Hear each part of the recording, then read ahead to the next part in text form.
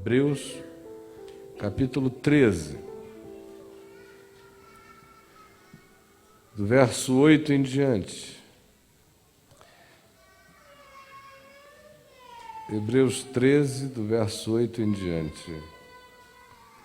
Jesus Cristo, ontem e hoje, é o mesmo e o será para sempre. Não vos deixeis envolver por doutrinas várias e estranhas, porquanto o que vale é estar o coração confirmado com graça, e não com alimentos, pois nunca tiveram proveito os que com isto se preocuparam. Possuímos um altar do qual não têm direito de comer os que ministram no tabernáculo antigo da velha aliança dos judeus, pois aqueles animais cujo sangue é trazido ou era trazido naquele tempo para dentro do Santo dos Santos, do Templo de Jerusalém, pelo sumo sacerdote, uma vez ao ano, no dia do Yom Kippur, como oblação pelo pecado. Têm os animais os seus corpos, no entanto, queimados fora da cidade, fora do acampamento, fora do arraial, fora do templo, fora de Jerusalém.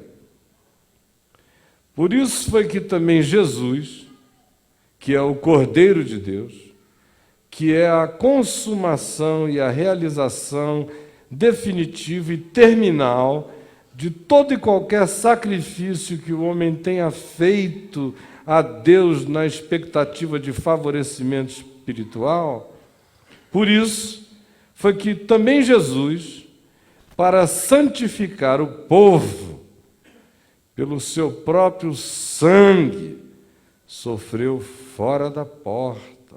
Não foi crucificado no Santo dos Santos, nem no Templo de Jerusalém, nem na cidade de Jerusalém, nem no meio dos altares da religião. Ao contrário, o altar da cruz, o altar da salvação, é fora do altar e dos templos dos homens.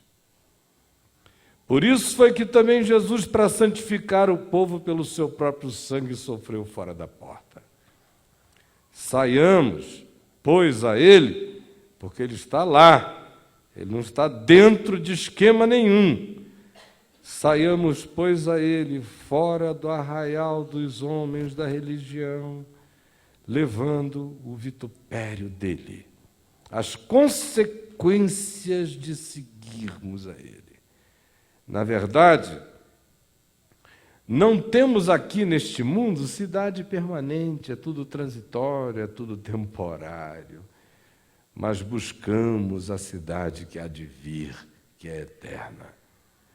Por meio de Jesus, pois, ofereçamos a Deus sempre sacrifício de louvor, que é o fruto de lábios que confessam o seu nome. Não negligencieis igualmente a prática do bem e a mútua ajuda, a cooperação, a solidariedade, pois com tais sacrifícios de vida, de relacionalidade, de amor, de misericórdia, Deus tem prazer. Obedecei os vossos guias e sede submissos para com eles, enquanto eles estiverem ensinando a verdade do Evangelho, e tão somente isso. Pois os que assim fazem, velam, cuidam pelas vossas almas, como quem deve prestar contas a Deus, para que façam isto com alegria e não gemendo, porque fazer com que eles trabalhem em favor da alma de vocês gemendo não tem nenhum proveito para vocês. Hoje, como eu disse, nós temos a ceia do Senhor. E este texto que eu li, ele é carregado do início ao fim, toda a Epístola aos Hebreus, de uma linguagem litúrgica, religiosa, judaica, legal, cerimonial, historicamente relacionada a todos os mitos de importância especial que os judeus tinham nutrido no curso de séculos e milênios, e que eram justamente as simbolizações, os arquétipos, as corporificações simbólicas que os judeus tinham usado desde Moisés, por quase 2000 anos, para significar, para valorizar, para vindicar sentido a tudo quanto eles faziam supostamente para Deus. É por isso que a carta aos Hebreus faz um trabalho de desconstrução, de anulação, de apresentação de todas essas coisas como esclerosadas, obsoletas, vencidas, fora do prazo de validade, acabadas, extintas, caducas, em estado de esclerosamento, mortas. E o escritor de Hebreus faz isso por uma razão simples. Jesus veio ao mundo, é o Cordeiro de Deus que tira o pecado do mundo. Muitos judeus e muitos gentios ou pagãos fora do judaísmo creram ou disseram que tinham crido nisto. Confessavam que Jesus era o Cordeiro de Deus que tira o pecado do mundo, mas continuavam querendo seguir a lei de Moisés, como se pela obediência estrita à lei de Moisés o homem se salvasse e se auto-justificasse diante de Deus. Ora, se é assim, está anulada a cruz de Cristo. Salve-se por Moisés. Jesus morreu em vão. Havia aqueles que achavam que agradavam a Deus, oferecendo cultos e cerimônias e ritos e festas litúrgicas que tinham tido seu significado para Israel no passado, todos os significados apenas apontando de maneira simbólica, vaga, etéreo ainda, como sinal de fumaça de índio em montanha, querendo dizer que tem algo chegando, mas sem especificidade. E o que diziam que estava chegando foi o que Jesus encarnou, realizou, corporificou, plenificou, absolutizou, consumou, finalizou e disse: está pronto e não há mais nada a acrescentar. Todos os ritos se cumpriram em mim. Todas as liturgias se cumpriram em mim. Eu sou o culto. Eu sou a oferta. Eu sou o sacrifício. Eu sou aquele que agrada a Deus pelos homens. Eu sou aquele em quem todos os movimentos relacionados ao que tenha significado espiritual para Deus, como o culto eterno do homem para com Deus, foi prestado por mim. De modo que aquelas coisas todas que antes eram só simbolizações, agora estão extintas e acabadas. Do contrário, é como aquela garotinha que cresceu criando uma bonequinha Barbie, vestindo a bichinha de roupinha, dando banhinho, comprando banheirinha, penteando o cabelinho, passando batonzinho, pegando todos os aparatinhos da Barbinha. A Barbie tem biquíni, a Barbie tem roupa de casado, a Barbie é minha diversão, e a menina faz 7 anos, faz 8, faz 9, faz 10, faz 13, faz 14, faz 15, faz 20, faz 24, faz 25, sei lá quanto encontra alguém. E aí ela dá à luz e se torna mãe. E ao invés de cuidar do filho ou da filha, de alimentá-lo, de amamentá-lo, de amá-lo, de vesti-lo, de protegê-lo, ela deixa a criança em algum berço, aos cuidados de algum babá pastor, enquanto ela continua devotadíssima a Barbie. É exatamente assim que os judeus e aqueles relacionados e descritos na carta aos Hebreus estavam fazendo.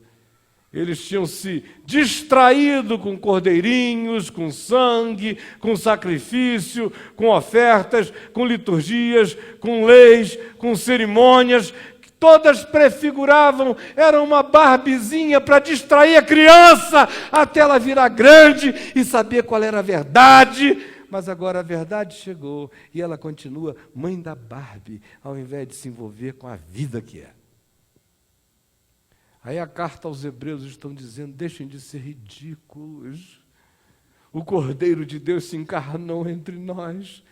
Que fixação é essa com bode, com touro, com pena de rolinha, com sangue de passarinho, com cheiro de incenso, de altar, de sacerdote, de vela, de liturgia que parece que tem um poder mágico de realizar alguma coisa pelo simples fato do indivíduo comer aquilo, ou beber aquilo, ou participar daquilo.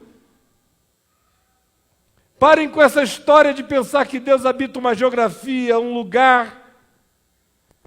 Parem com a ilusão de pensar que é possível construir uma mecânica, uma arquitetura, alguma coisa que funcione, um sistema que a gente aciona e em acionando ele deflagra um processo de constrangimento de Deus que faz Deus ter que se voltar para nós, independentemente de, enquanto isso, nosso coração não ter estado nem aí para Ele. A carta toda aos Hebreus é uma desconstrução dessas mentiras. Ele vem e diz, não confie em Moisés. Moisés diz que havia um que era maior do que ele, que quando chegasse tudo aquilo ia acabar. Não coloquem o coração de vocês nos sacerdotes de Israel e nem nas liturgias instituídas no Velho Testamento, porque tudo aquilo dizia que era apenas sombra e prefiguração do que viria, e o que viria já veio, e é Jesus, e Ele é a consumação de tudo. Escolham se vocês querem a verdade ou querem comer fumaça. E a mesma coisa com qualquer outro mito judaico. Não foi Josué que deu descanso a vocês, trazendo-os para a terra prometida. Vocês continuarem em guerra até hoje. O único que pode dar descanso a vocês é aquele que traga a promessa da paz para o coração. Esse é Jesus. E ele desmonta todos esses mitos até chegar neste capítulo 13, aonde ele finaliza isso com uma imagem simples, porém. E agora prestem atenção para mim, porque em 10 minutos eu digo tudo o que eu quero dizer para a gente participar dessa ceia com a consciência que eu desejaria que a gente adquirisse em relação a ela no dia de hoje. O que aqui em Hebreus agora se está dizendo é usando uma ilustração final do templo. Daquele templo que havia lá em Israel, uma das maravilhas do mundo antigo. De como ele funcionava 24 horas por dia com aquela máquina litúrgica. Oferendas, sacrifícios, sacerdotes, incensos, orações, cantos, louvores, salmos, hinos, tudo sem parar, sem parar, sem parar, sem parar, diante do Deus de Israel, sem parar, sem parar. Quando um sai, entra outro, um sai, entra outro. É assim que é a vida, é assim que é no templo. E no dia do Yom Kippur, o sacerdote entra e oferece sacrifício. E todo mundo fica do lado de fora esperando, enquanto ele faz todas essas coisas. Aí o escritor de Hebreus diz, vocês vejam a ironia. É que dentro do templo, o sacerdote apenas mata o sacrifício. Mas o corpo dele, o seu sangue, são tirados do templo, de modo que eles são queimados fora do arraial, fora da cidade. E diz, foi por isso também que Jesus, que no templo só foi julgado, só foi espezinhado, só foi expulso, só foi questionado, que morreu por causa das conspirações do templo, foi, no entanto, levado para fora da cidade de uma maneira simbolicamente, extraordinariamente prática, para designar diante dos nossos sentidos o fato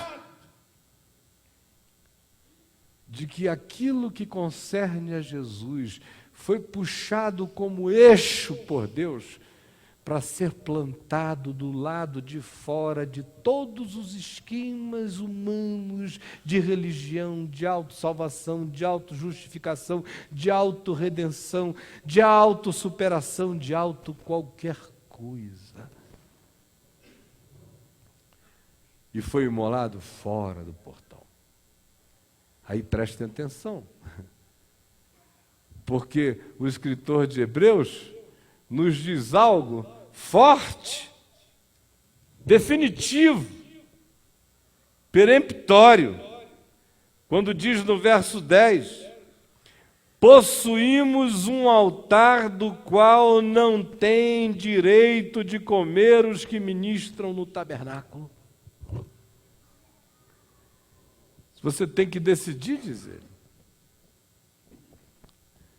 Se você quiser participar deste altar de Jesus, participar mesmo, se você quer ter parte com Ele, se você quer ter vinculações viscerais com Ele, fique sabendo de uma coisa.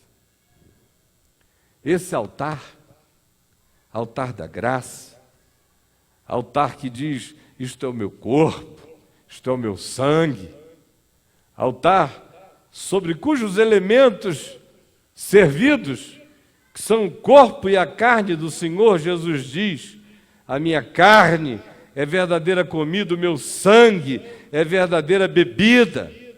E diz, aquele que de mim se alimenta, por mim viverá. Esse altar da vida, diz Hebreus, está erguido fora dos portões da religião.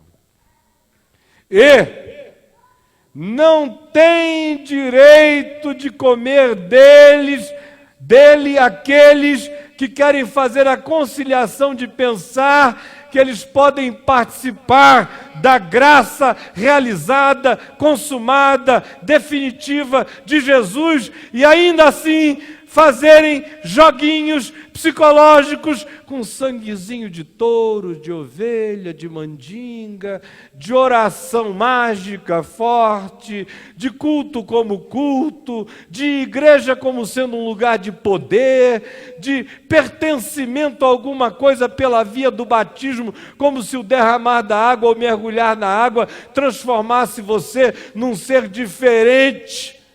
Ou ainda o engano de pensar que a participação deste pão e deste vinho, em sendo feitos com a consciência religiosa dos que tratam o pão e o vinho como tratavam aqueles, o sangue de bodes e cordeiros, como se fosse uma coisa da qual tem que se participar de tempos em tempos para fazer a renovação das nossas soluções em relação aos nossos pecados, porque nós nunca tomamos posse de modo definitivo daquilo que por Jesus já está feito e acabado para sempre.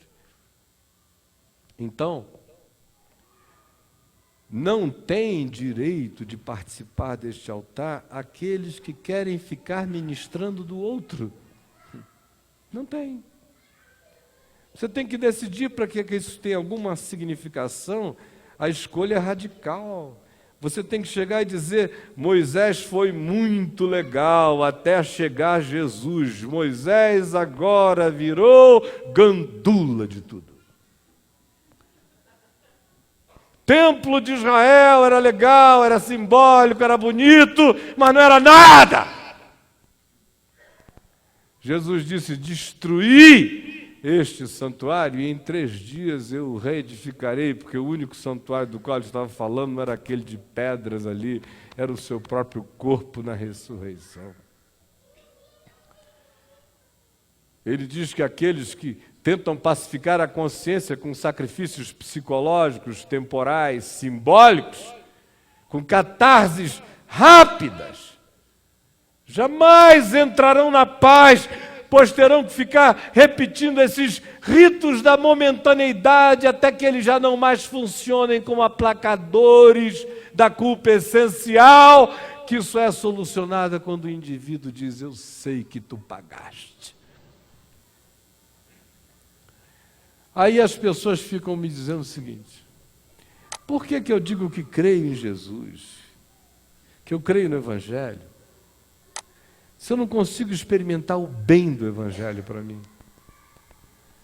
Quem crê no Evangelho, crê só no Evangelho, você entendeu? Outro dia, Adriano e eu estávamos na casa de um amigo querido, e uma das filhas dele me perguntou quem eram os meus gurus. Se é uma pessoa que gosta tanto de ler, você fala, a gente vê que você viaja para tudo que é lado do pensamento. Quem são os teus gurus? Falei: minha querida, desculpa, eu não tenho aqui nenhum orgulho, nenhum mesmo. Eu reconheço muita gente inteligente, interessante, legal. Agora, eu nasci desgurificado em Cristo.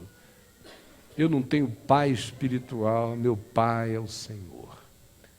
Eu não tenho mestre, meu mestre é só Jesus. O resto da moçada ou serve ou se torna co-beligerante com o Evangelho no qual eu creio, ou então já chega fora. Por isso eu não tenho nenhum problema de ler qualquer coisa e reter o que é bom, porque só vou reter o que é bom mesmo, só vou reter o que tem a ver com Jesus. O que não tiver está fora, já nasce no delete, na lixeira. O Evangelho é radical mesmo. Não dá para você chegar e dizer: Jesus, eu te quero, e ao mesmo tempo fica sabendo que eu também levo aquela maior fé no que se faz ali nos terreiros de candomblé. Acho que não tem nenhum problema não, né, Jesus? Isso é tão legal. O senhor entende que tem umas funções psíquicas e antropológicas que operam lá, que eu acho interessante, um barato, legal. Aí você fica tentando comer do altar erguido fora dessa panaceia toda dos homens, que é o da cruz, e querer ainda ministrar lá também. O escritor de Hebreus diz: meu filho, se come do de lá, não come do daqui. Quem come do daqui, não come do de lá. E se comer do de lá e quiser comer do daqui, fica sabendo, está comendo juízo para si. É simples assim. Você pode não estar gostando do que eu estou dizendo, mas eu estou adorando o que eu estou falando. Porque é verdade do Evangelho para acabar os enganos. Então aqui, as decisões que a gente está fazendo são radicais. Jesus disse que Ele estava oferecendo a nós a sua carne e o seu sangue. Quem não comer da minha carne e não beber do meu sangue não tem a vida eterna. É radical desse jeito. Aí o indivíduo chega e diz o seguinte, os que estavam presentes: esse cara é um nojento, antropofágico, canibal, tarado, tem um fetiche de entrega necrófila para os outros. Me dá uma picanha da coxa dele, deixa eu tirar um pedacinho daqui. Ele quer se oferecer assim para a gente comer. É claro que eles sabiam que não era uma oferta antropofágica. Era apenas porque eles não queriam ficar cara a cara com o significado do que Jesus dizia. E Jesus disse a eles: olha, a carne para nada aproveita, não é de carne que eu estou falando. O Espírito é o que vivifica. São as palavras que eu vos tenho dito, é que são espírito e são vida. De modo que comer a minha carne e beber o meu sangue é se deixar penetrar pela minha palavra, é dar razão a ela, é não lutar contra ela, é agasalhá-la, é deixar os processos mentais irem se formatando pelo significado da verdade estabelecida no Evangelho, é abrir o coração de tal modo que o princípio do Evangelho vá se transformando numa resposta cada vez mais natural, mais instintual, mais harmonizada dentro de você, que seja extensão da sua vida, porque aquele que de mim se alimenta, por mim viverá. Você será o que você come, Jesus diz. Coma de mim e a minha vida vai entrar em você. Não coma de mim e você vai viver só com a sua, que é uma desgraça.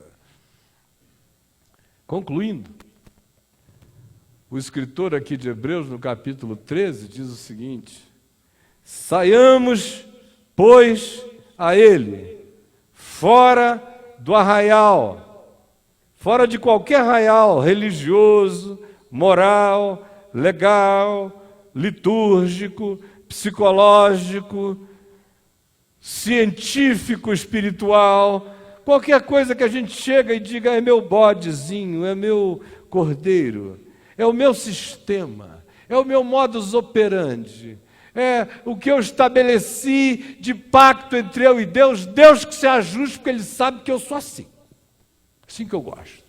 Mamãe fazia assim, papai fazia assim, todo mundo fazia assim. Eu sou um cara que mantenho as coisas.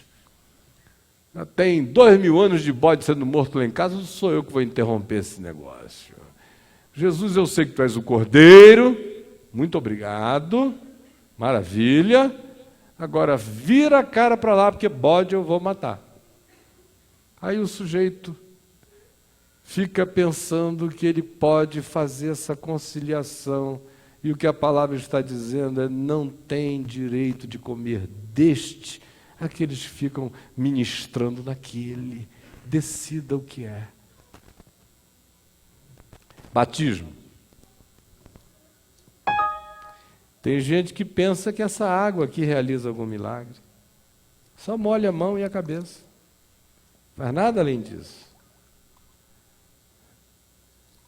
Isso aqui pode se transformar num sangue de bodes e de touros, dependendo de como você olha. Pode virar rito do santuário de Jerusalém, das mecânicas dos sacerdotes. Se você diz, eu vou lá, porque, afinal de contas, eu nunca batizei meu filho, eu nunca me batizei, eu preciso resolver esse negócio, é uma coisa que está aberta na minha vida, não pode ficar assim, eu vou lá. Aí você vem, eu jogo aqui na sua cabeça, aí você vai para lá, eu fico aqui, molhei a mão, enxuguei para cá, não aconteceu nada. Talvez um resfriado. Só. Porque isso aqui, sendo feito assim, é como quem chega para ministrar no santuário da antiguidade, da obsolescência, no templo de Jerusalém, onde tudo já era. Esse pão, coma-o hoje pensando que existe uma virtude nele, como no sangue de bodes e de touros lá do altar de Jerusalém, você vai ver que o máximo que você vai virar é um fermento. Só isso. A mudança de tudo não acontece num espaço geográfico. Ela acontece num espaço existencial. É quando a gente aqui dentro chega e diz, eu desisto dessa criancice, desse auto-engano, desses joguinhos. E eu vou confiar exclusivamente que já está feito. E mais do que isso, eu vou levar o vitupério de Jesus andando neste caminho. Porque o pessoal das garantias sistêmicas, mecânicas, religiosas, psicológicas, filosóficas, de todos os esquemas de supostas soluções humanas para você, vão ficar profundamente enraivecidos quando virem que você largou tudo pela satisfação no nada, num ato único, numa cruz única e irrepetível, num cordeiro eterno que já fez tudo e feito está. E você carrega o vitupério dessa consciência, que é aprender a felicidade, que é feliz sendo humilde de espírito. A bem-aventurança, que aprende a ser assim bem-aventurado na mansidão. A felicidade que aprende que feliz é aquele que é limpo de coração. O bem-aventurado que sabe que a grande felicidade na terra é comer e beber justiça e verdade. O feliz que sabe que o ser mais bem-aventurado é aquele que mantém o coração manso e não entregue às guerras desta vida. É aquele que, quando é perseguido, injuriado, objeto de mentira e de calúnia, não se torna odioso, amargurado, magoado, sequestrado, refém da maldade dos outros. Ao contrário, tira os olhos da mesquinharia imediata, ergue as cabeças, exulta e se alegra, porque sabe que assim foram perseguidos também os profetas que viveram antes de nós. E assim carrega o vitupério de Cristo na vida. Esse é o chamado. Se eu disser qualquer outra coisa, eu estou enganando vocês, você entendeu? Eu usei essa linguagem judaica porque o texto de Hebreus lida com o contexto e com a ambientação cultural do judaísmo. Mas eu estou falando aqui de qualquer outra coisa. Do protestantismo como altar religioso que você confiou há tanto tempo. Meu irmão, se você confiar nesse negócio, você não tem direito de participar dessa mesa, fora desses arraiais, aonde a única coisa que vale é o que Jesus fez e nada mais. Você fica achando que você vai lá para os diversos ritos católicos e que eles têm um poder mágico de estabelecer alguma coisa de Deus em você? É mentira. Você dá uma voltinha ali num candomblé, pratica uma macumbinha de leve, faz um despachozinho, ou quem sabe você está acreditando profundamente naquele curso de neurolinguística que você está fazendo, que agora você diz, eu não preciso mais nem ter fé em Jesus, não preciso mais ter fé em nada, não preciso mais nem obedecer nada, nem o Novo Testamento, nem o mandamento do amor. Eu já aprendi agora a mágica da produção das frequências positivas oriundas das palavras usadas. Vá nessa, que é mais um bodinho, é mais um tourinho, é mais um altarzinho, pagãozinho para você continuar se enganando sem comer do que é vida e do que resolve. Não dá para fazer a conciliação, ou é ou não é, ou pega ou larga de vez. É assim que é. É assim que Jesus diria, é assim que eu estou repetindo. Sendo fiel naquilo que no Evangelho se repete de modo abundante, para que não haja dúvidas de que este é o Evangelho, e ele só se torna verdade que traz benefício para mim quando eu me entrego a ele assim.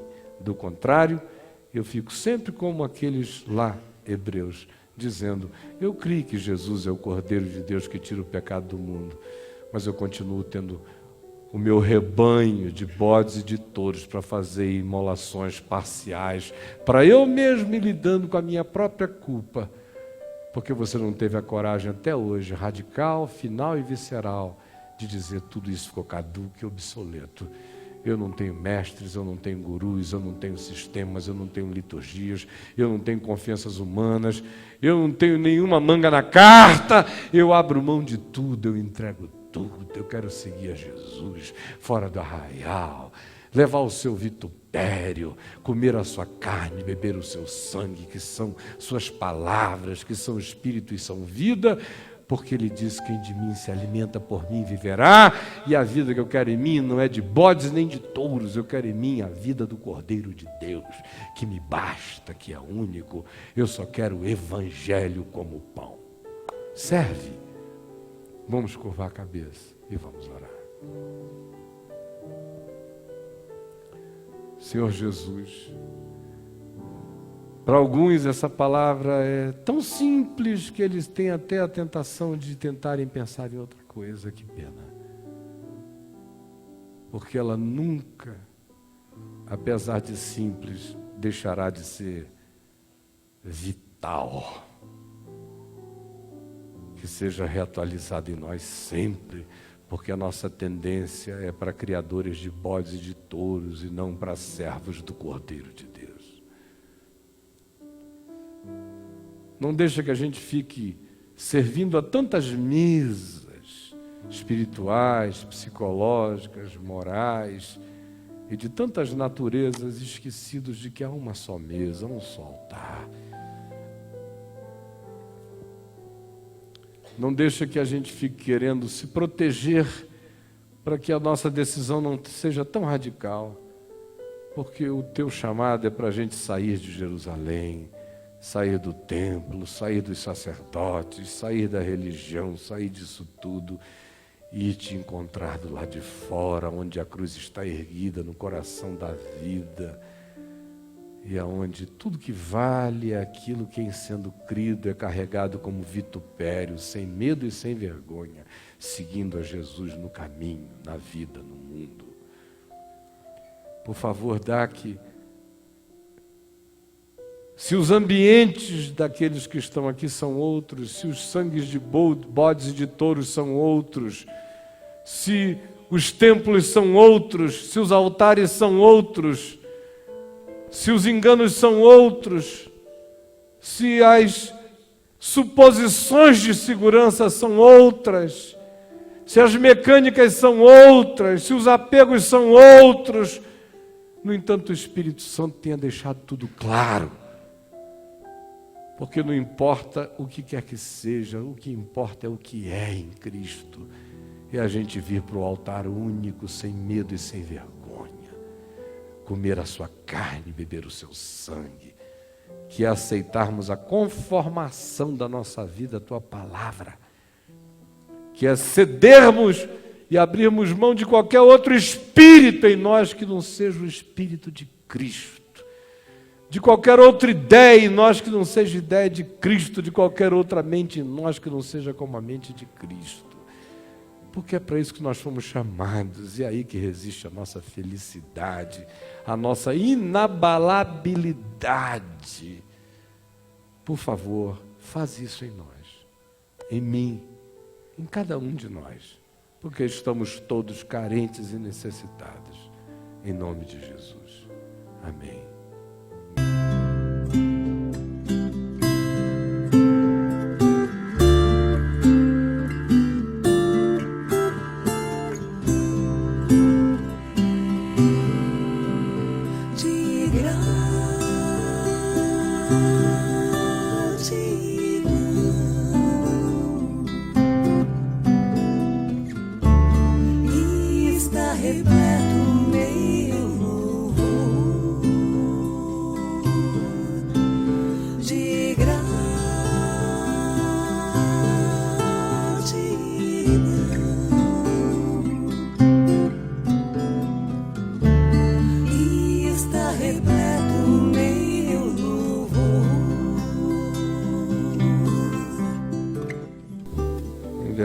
Em verdade vos digo, se não comerdes a carne do Filho do Homem, não beberdes o seu sangue, não tendes vida em vós mesmos. Quem comer a minha carne e beber o meu sangue tem a vida eterna, e eu o ressuscitarei no último dia, pois a minha carne é verdadeira comida e o meu sangue é verdadeira bebida. Quem comer a minha carne e beber o meu sangue permanece em mim e eu nele, assim como o Pai que vive me enviou, igualmente eu vivo pelo Pai. Também quem de mim, de minhas palavras, que são espírito e são vida, se alimenta pelas minhas palavras, viverá. E Ele não mandou que a gente mastigue a carne e o sangue, é para comer. Às vezes a gente passa a vida inteira mastigando e não engole. É para engolir a palavra, é para deixá-la virar carne, músculo, nervo, emoção, cérebro, alma, espírito. Não é um concurso de memorização da Bíblia, não, é de decantamento da palavra entrando em nós. Coma a minha palavra, beba a minha palavra, viva por meio de mim, e você vai viver a minha graça, a minha vida, crescendo como energia de ser em você. Essa é a promessa de Jesus. Obrigado, meu irmão. Deus te abençoe, Zezinho.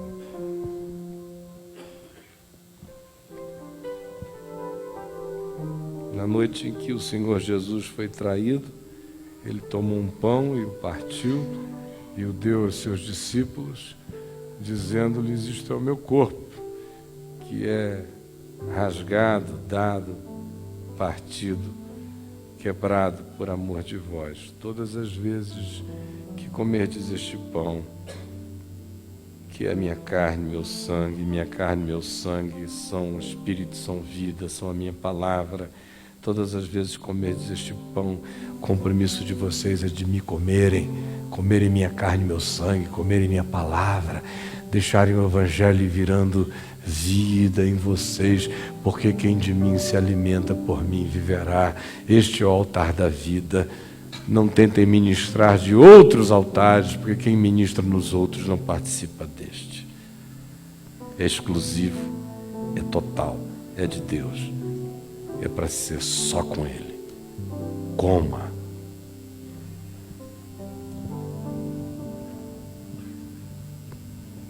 Coma, não quem promete que vai ler a Bíblia todo esse ano de capa a capa, não é isso. É deixar a palavra do Evangelho virando vida na gente. Isso é comer o pão.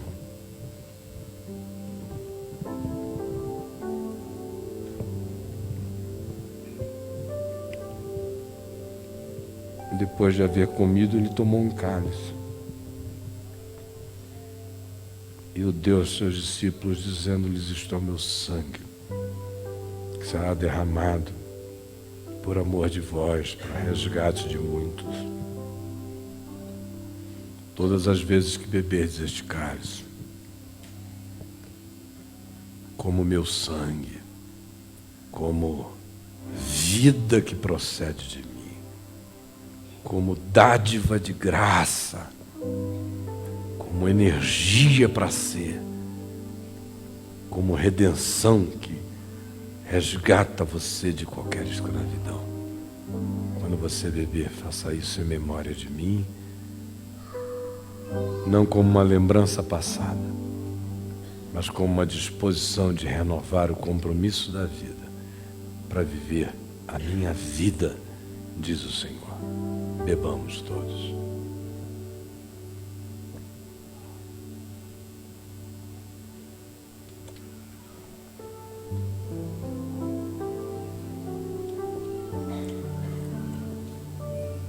Ao final, você pega o cálicezinho e entrega à medida em que ele for sendo recolhido. Enquanto eu lembro que segunda-feira e quarta-feira e quinta-feira nós temos reuniões e vocês todos estão convidados. Agora, me deem 2 minutos de atenção, por favor. Eu queria chamar a nossa querida Jane. A Jane está aí? Jane Naum. Está aí a Jane? Tá. Está onde? Chegadinha aqui, Jane.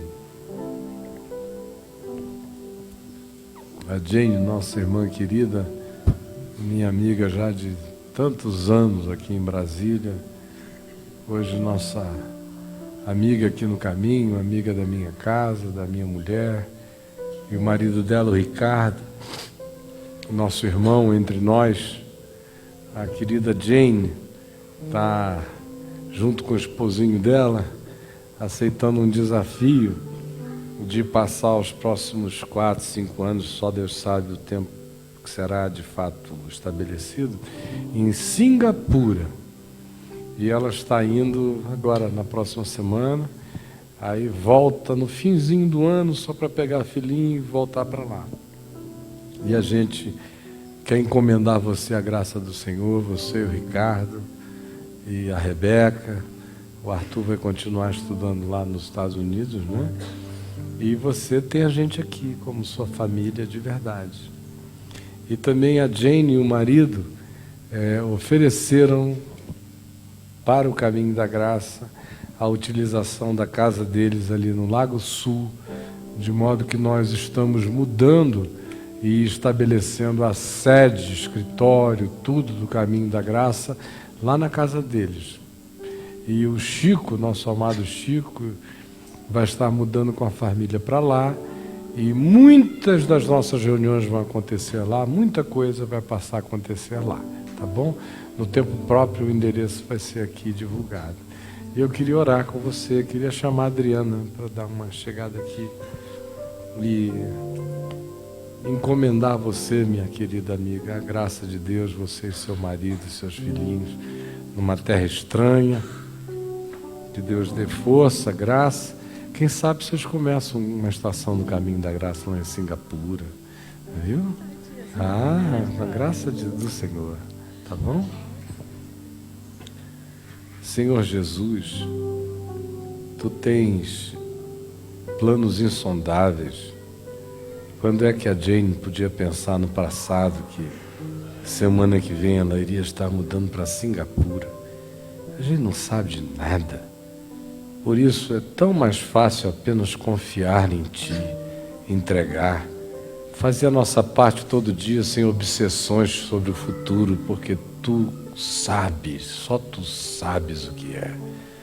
Eu quero pedir que Tu a leves em paz, que ela encontre o Ricardo em paz, que eles construam um ninhozinho de paz lá, que eles fiquem protegidos de toda e qualquer angústia e perturbação, que ela viva os melhores dias da existência dela até hoje, que ela olhe para trás e diga: Senhor, que coisa estranha, mas como me foi bom ter sido trazida para cá. E que ela e o marido cresçam em amor, comunhão, amizade, que a família fique cimentada em graça e que Tu os protejas de todo mal. Leva-os e traze-os em paz. Em nome de Jesus. Amém. Deus te abençoe, amiga. Deus te guarde. Deus te abençoe. Que o Senhor nos abençoe e nos guarde.